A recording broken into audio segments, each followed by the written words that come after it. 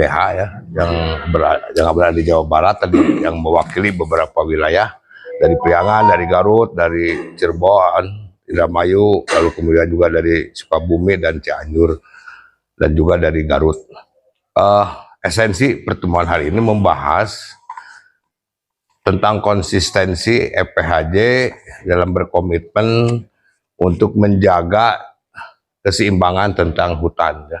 Dampak dari dilepaskannya hutan di dalam pengelolaan perhutani di Pulau Jawa seluas 1,1 juta hektar dan di Jawa Barat kurang lebih ada 360.000 hektar. Nah, fenomena ini hari ini tidak hanya sampai di situ, tetapi kita juga menangkap sebuah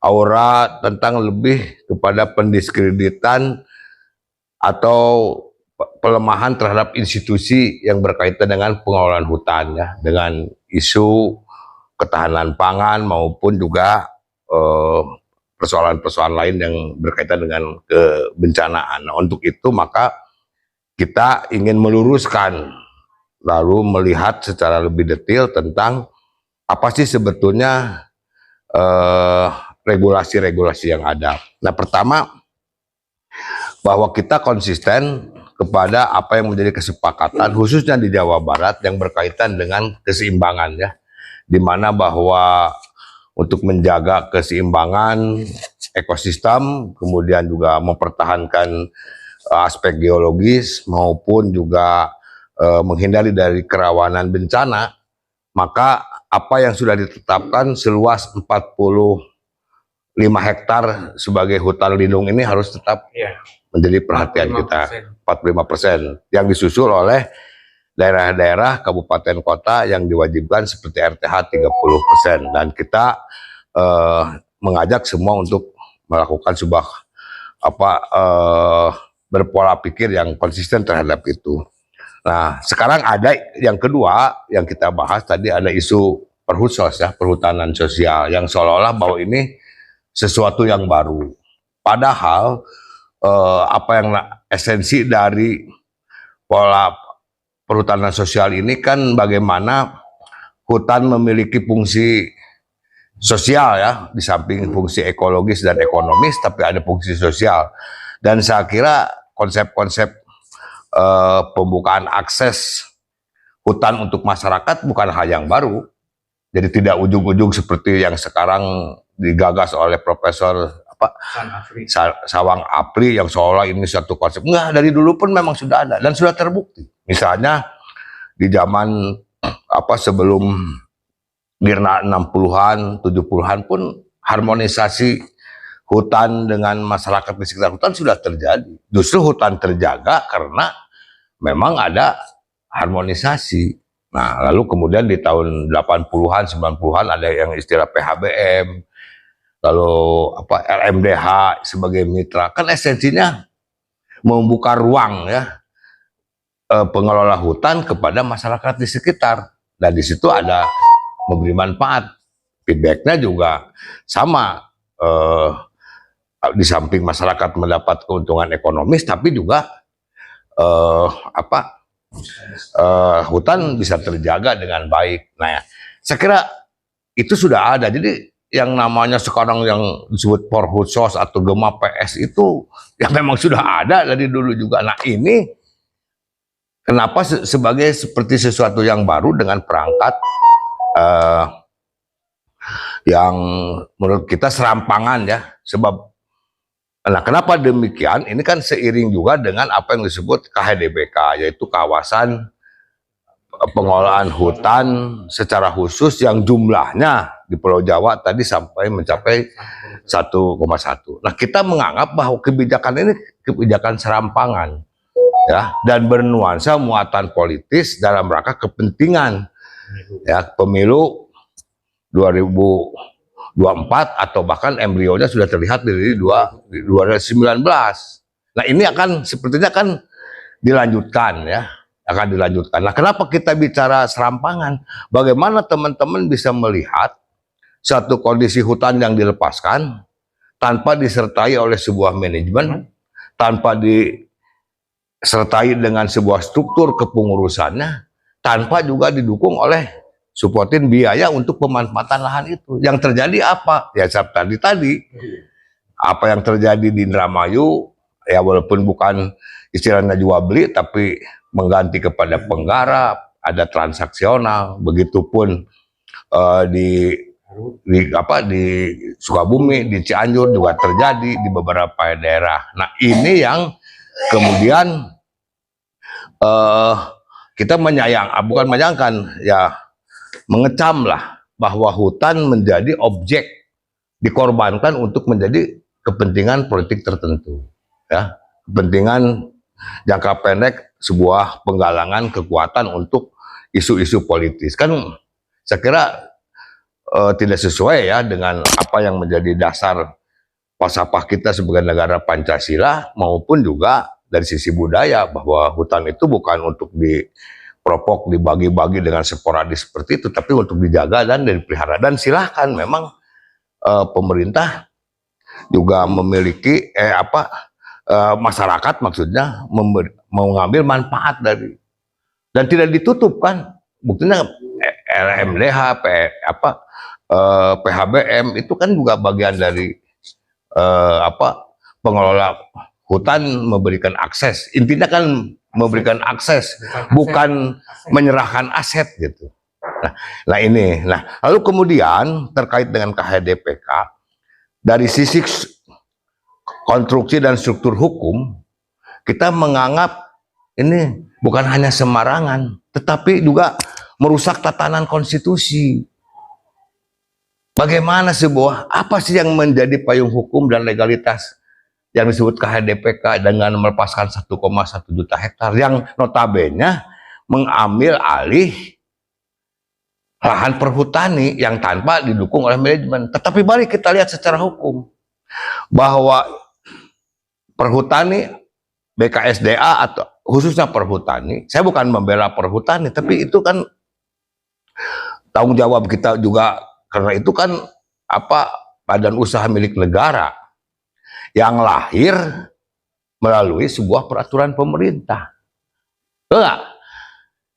Ya, artinya ketika perhutani diberikan eksistensi dengan peraturan pemerintah, ada struktur, ada nama, ada struktur, ada manajemen, dan juga pasti berbicara lahan yang harus diolah oleh mereka. Artinya kan melalui peraturan pemerintah.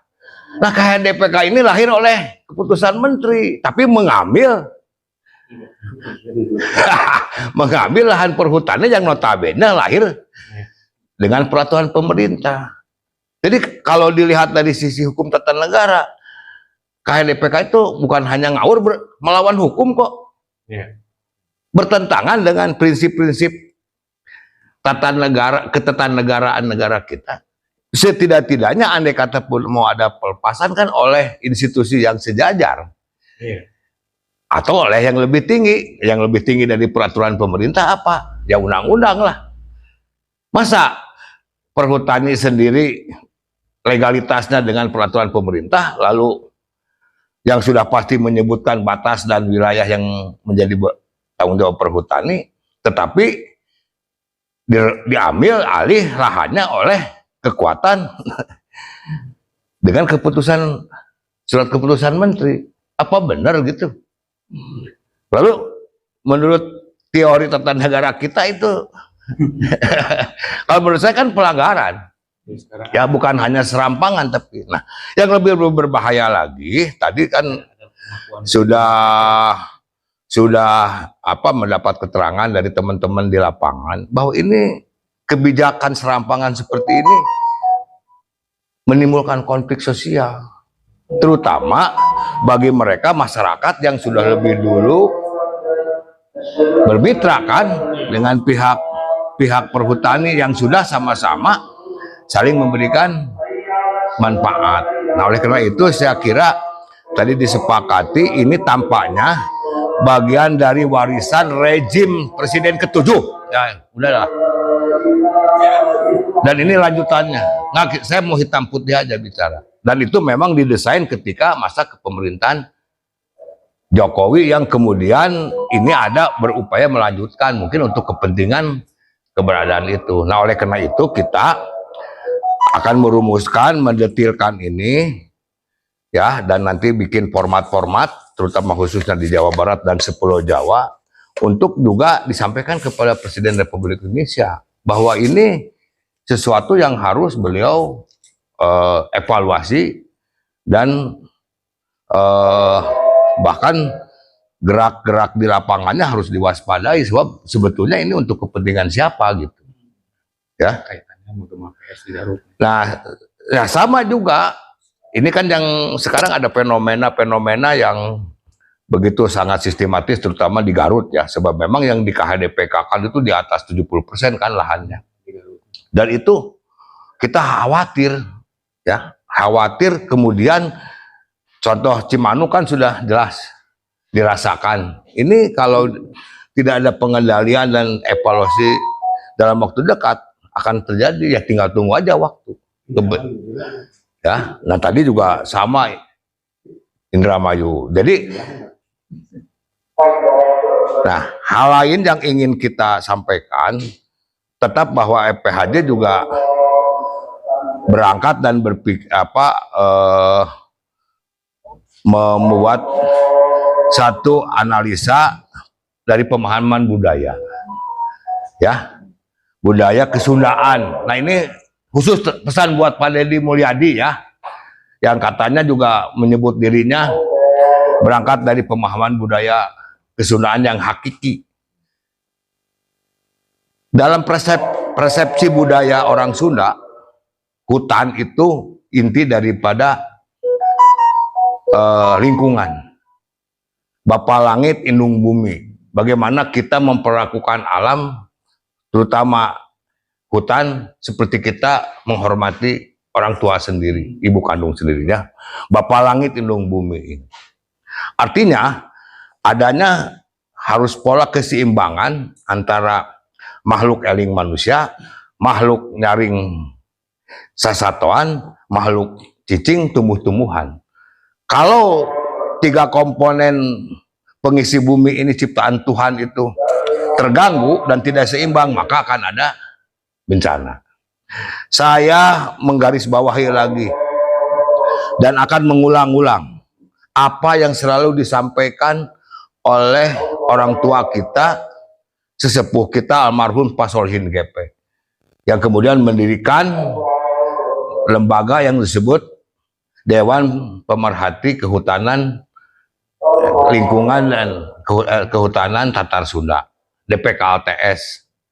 Beliau tagline-nya jelas dan selalu memberikan satu stigma kepada kita. Dan bagian dari itu saya pun mau dan terus meneruskan perjuangannya lewat Forum Penyelamat Hutan ini. Beliau mengatakan, leuweung ruksak, cai beak, rakyat balangsa. Ya, artinya kalau ini hutan diganggu dan terus dirusak, maka ya akan terjadi kesengsaraan buat masyarakat. Sebab di musim kemarau pasti akan ada kekeringan, di musim hujan sudah pasti tidak ada pengendalian. Makanya dalam perspektif budaya Sunda, dalam kaitan dengan ketahanan pangan, aya istilah lamun hayang ngejo kudu hejo. Di samping itu juga ibadah supaya jalan pangbalikan katenjo. Artinya kalau kita ingin subur makmur, berdikari, berusaha sepada di bidang pangan, ya harus punya lingkungan baik. Jadi logika mana membabat hutan untuk ketahanan pangan? Kan itu. Nah, bukankah di Jawa Barat ini masih banyak lahan terlantar lainnya yang tidak produktif di luar hutan? Kenapa harus